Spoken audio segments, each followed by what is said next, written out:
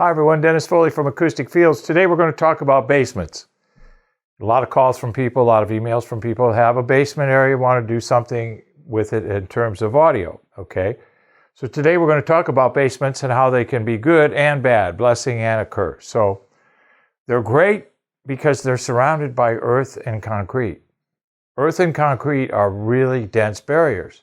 So we have an opportunity here to have a room that we would never be able to have on the surface, because the cost of building it would be so great. Because to achieve those kind of densities, which barrier technology is all about, we'd have to have lots of dirt and lots of concrete. So in a basement, we have both of those going. So we have a good barrier isolating us from noise, all right?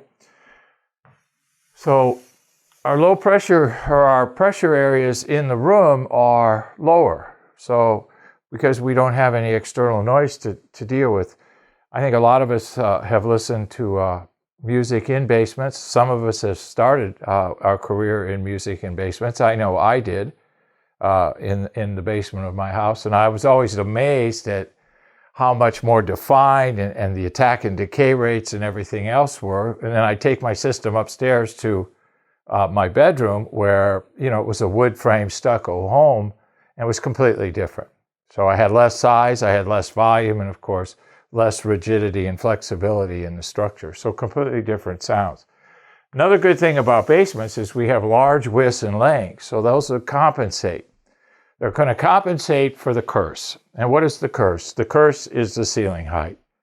In North America, most of the basements we work in here can be as low as 6.5 feet.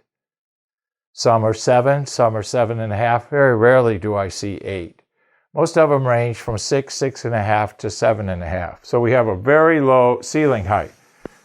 Okay, we know from discussions that that's going to produce a lot of pressure.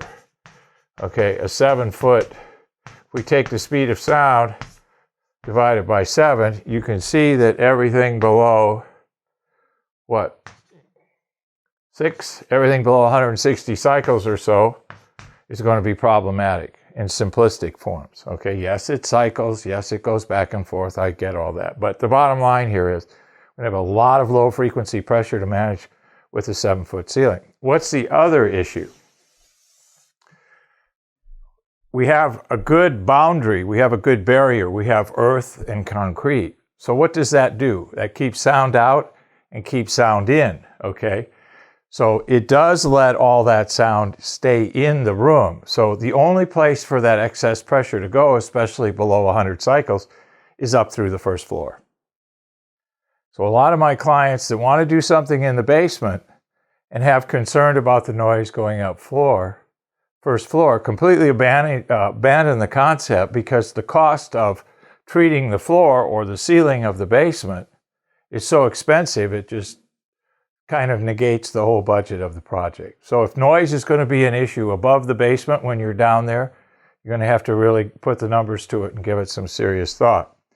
And like we said before, with concrete and earth surrounding the basement, the pressure has no place to go.